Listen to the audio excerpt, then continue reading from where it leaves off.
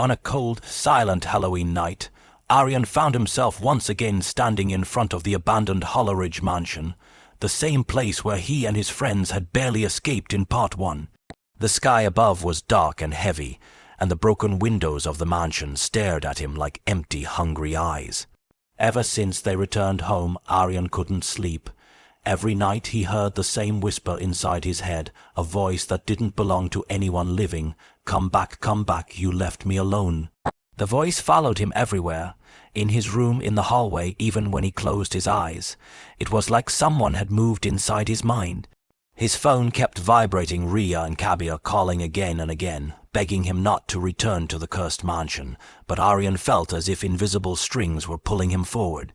The moment he stepped closer, the mansion door slowly creaked open on its own, as if it had been waiting for him all this time.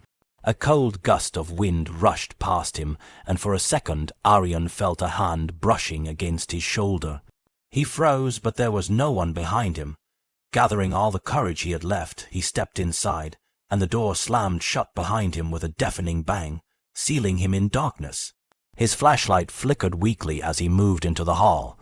The air was thick with dust, and the wooden floor groaned under his feet as if something beneath it was shifting. Shadows danced on the walls, even though nothing was moving. Aryan's own shadow stretched unnaturally long, bending at angles that made no sense. He heard a faint whisper. He turned. "No one," the whisper again. "You should not have left me." Suddenly, footsteps echoed from the entrance. Rida and Kabir rushed in, panting. "Ayan, we told you not to come alone," Kabir shouted. Before Ayan could answer, all the lights in the mansion exploded at once, showering them with tiny sparks.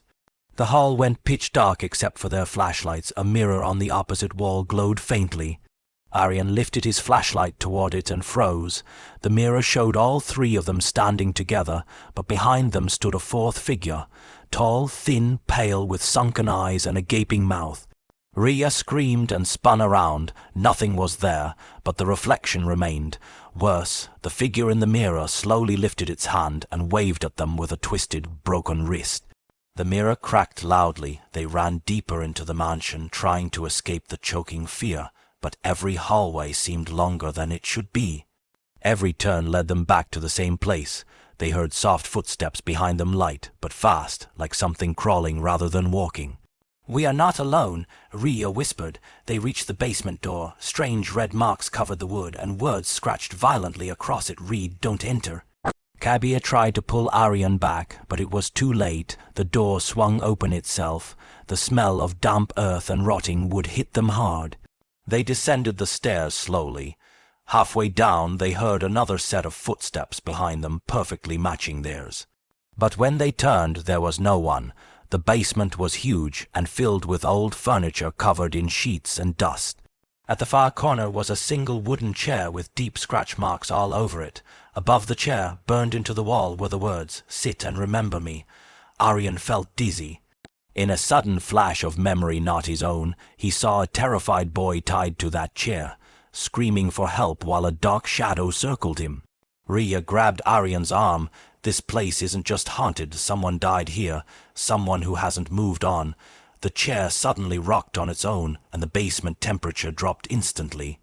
White handprints began appearing all over the walls, dozens of them, as if invisible people were pressing their palms from the inside.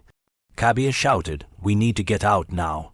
They rushed up the stairs, but something was climbing up after them, fast, scraping its nails on the steps. The sound was unnaturally loud, tap, tap, tap, tap, tap.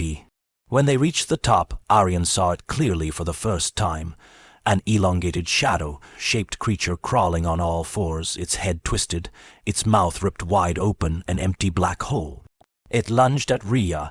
Ayan pulled her away just in time and slammed the basement door shut, but the creature scratched violently from the other side, making the wood tremble. They sprinted to the main hall. Ayan grabbed an old book from a broken shelf. The pages revealed the mansion's horrifying secret. Years ago, a teenage boy had been locked inside on Halloween night by cruel villagers. He died in agony, his spirit never left, and now he wanted company. "He set that chair for one of us," Ayan whispered. Suddenly, the main door slammed shut and locked itself, the windows cracked, the walls shook, and dozens of shadowy hands emerged from the darkness. Kabir rammed his shoulder into the door again and again, yelling in pain. The creature screeched behind them. Aryan grabbed Rhea and shoved everyone toward the door at once. Kabir gave one final push. The door burst open. All three tumbled outside onto the cold ground. The creature rushed to the doorway but stopped. Slowly it retreated, melting into the darkness of the mansion. The door closed gently, almost peacefully. They lay gasping, trembling, trying to understand what had happened. Aryan whispered, "It's not over. He's still watching us." Later that night, when they reached home, Rhea walked up to the mirror in her room. Her reflection looked normal at first. Then behind her, in the mirror only, stood the same hollow-eyed boy. He raised his hand and whispered, "Part 3 is coming."